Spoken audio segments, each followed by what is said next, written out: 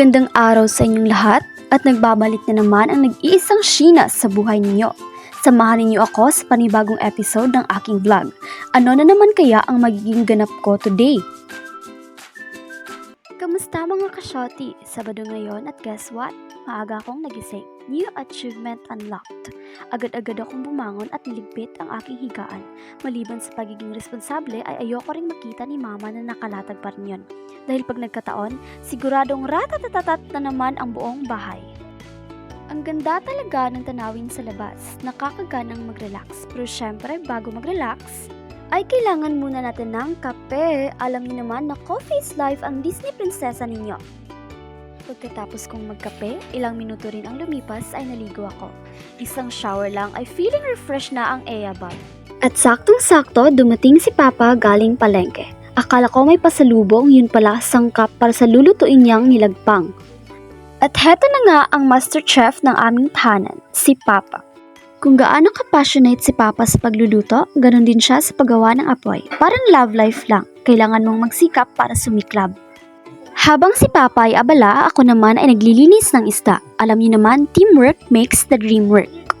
Pagkatapos ng isda, eto na naman ako naka-assign sa next level ng cleaning mission, ang mga sangkap. Sabi nga nila kung gusto mong maging masarap ang pagkain, dapat malinis ang lahat. Eto na mga kasyoti, ang labanan ng sibuyas at emosyon. Ang tanong, sino kaya ang unang susuko? Si Papa o ang mga luha niya? Charot! Round 2 ay ang kamatis. Simple lang daw ito hiwain pero sabi nga nila, huwag maliitin ang kamatis kasi ito ang nagbibigay buhay sa ulam. At para sa round 3 ng chopping showdown, ang bida natin ngayon ay ang pipino. Sabi nga nila, kung gusto mong maging cool sa kusina, dapat alam mong hiwain ang pipino. Literal na refreshing.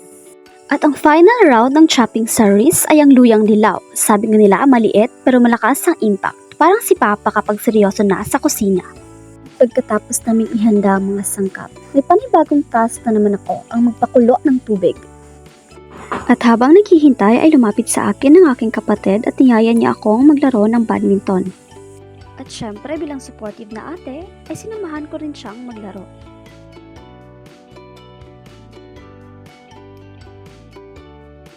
At saktong-sakto ilang minuto rin ang lumipas ay ready na ang bida sa aming umagahan, ang inihaw na isda. Grabe ang bilis ng oras kapag masaya ang ginagawa, no? Tingnan niyo naman yan, ang juicy at smoky goodness. Sabi nila, patience is a virtue. Kaya naman ang resulta, ulam na winner sa lasa. Nandito na nga tayo sa exciting part, mga kasyoti.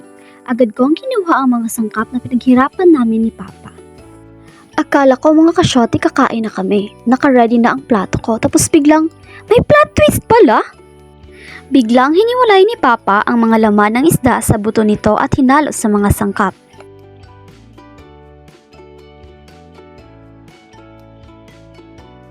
At syempre mga kasyoti, hindi pwedeng matapos ang masterpiece na ito kung walang pampalasa. Parang buhay lang, di ba? Kailangan ng tamang timpla para mas masarap. At higit sa lahat, ang sili. Si Papa naman confident habang hinihiwa ang sili. Ako naman kinakabahan. Sabi nga nila ang sili ay pampainit sa ulam, pero minsan pampaiyak din sa dila. At eto na nga mga kasyoti, may final plot twist pa pala. Akala ko tapos na, pero si Papa may panggulat pa pala. Ang pinakuluang tubig, pinush niya sa panaghalo-halong inihaw na isda at mga sangkap. At eto na nga ang finished product. Kung kanina puno ng plot twist, ngayon naman ay siguradong magugulat ka sa sarap. At syempre, hindi kumpleto ang vlog na ito kung walang shoutout sa aking partners in crime sa kusina. Heto na nga ang bida ng nilagpang story. Yan nagtatapos ang ating masayang nilagpang adventure, mga kasyoti. Isang simpleng araw na puno ng kwento at tawanan at syempre masarap na pagkain. Maraming salamat sa panonood!